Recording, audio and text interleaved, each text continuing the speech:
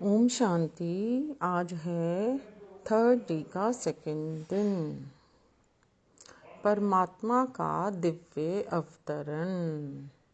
शिव बाबा का अवतरण कब होता है यह बताया है। शिव का अर्थ है कल्याणकारी, मतलब परमात्मा समस्त आत्माओं का कल्याण करने के लिए संगम युग पर कलयुग के बाद आते हैं और समस्त आत्माओं को सुख पहुंचाते हैं। जब आत्माएं 5 विकारों के कारण दुखी होती है, अशांत होती है, पतित होती है, भ्रष्टाचार बन जाती है, तब उनको पावन बनाने के लिए, सुखी बनाने के लिए, उनका कल्याण करने के लिए ब्रह्म लोक में निवास करते हैं और उनके कर्म और धर्म जो भ्रष्ट हो जाते हैं, खराब हो जाते हैं, उनका उद्धार करने के लिए, संसार का उद्धार करने के लिए ब्रह्मलोक से नीचे उतरकर एक मनुष्य के शरीर का सहारा लेते हैं। परमात्मा शिव के इस अवतरण को दिव्य एवं अलौकिक जन्म की स्मृति में ही शिवरात्रि अर्थात शिव जयंती का त्योहार मनाया जाता है। परमात्मा शिव जो साधारण एवं वृद्ध मनुष्य के तन में आते हैं और उनके मुख से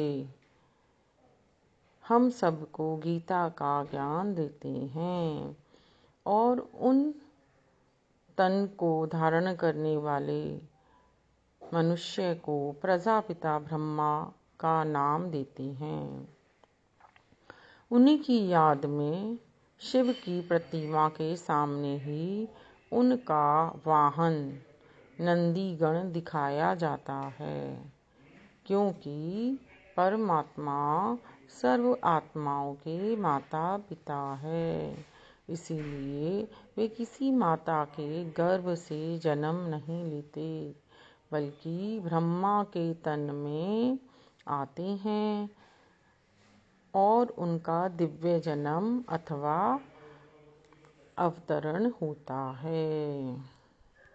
तो आज जाना कि भगवान शिव का, परमात्मा शिव का किसी भी गर्भ के द्वारा इस पृथ्वी पर वह नहीं आते हैं, बल्कि कोई सात्विक और धार्मिक मनुष्य जो बहुत ही शुद्ध और पवित्र है, उसके तन का सहारा लेते हैं और साक्षात ब्रह्मलोक से उनमें अवतरण लेते हैं और हम लोगों को ज्ञान सुनाते हैं उनके श्री मुख से।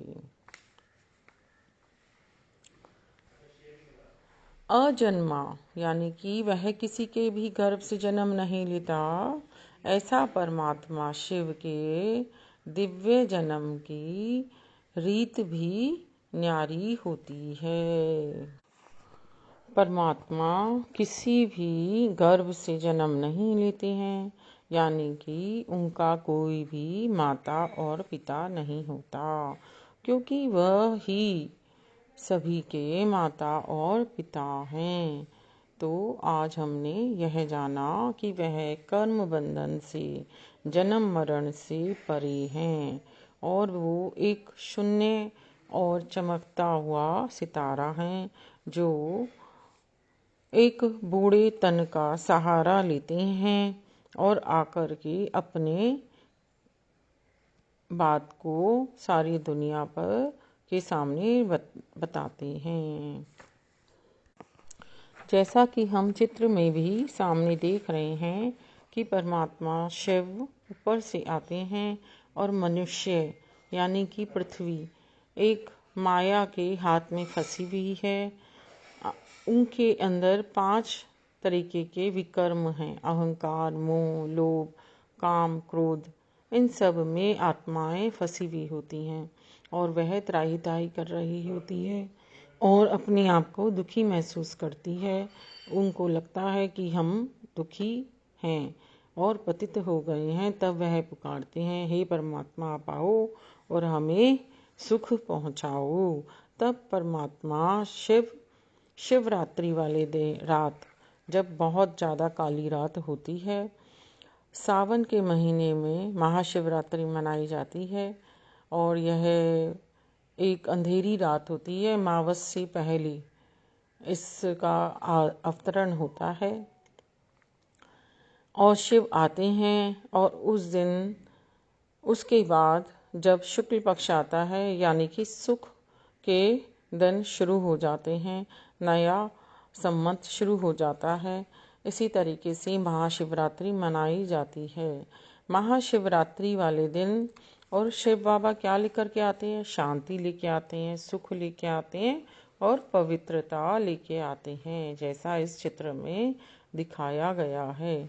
और मनुष्य उनके आगमन में व्रत रखते हैं, नियम का पालन करते हैं, उनकी पूजा अर्चना करते हैं।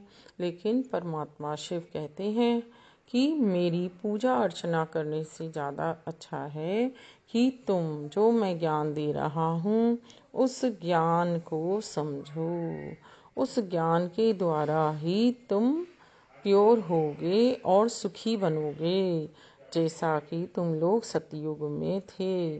तो परमात्मा शिव उस दिन आते हैं और फिर उसके बाद इस पृथ्वी के ऊपर सुख के दिन आने शुरू हो जाते हैं।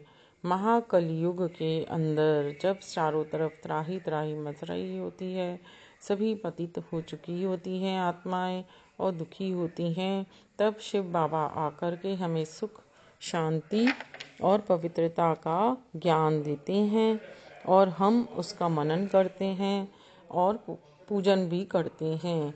लेकिन बाबा कहते हैं कि मेरे को तुमसे पूजा की दरकार नहीं है, तुम खुद पूजा तुल्य हो, पूजनीय हो, अपने आप को पहचानो।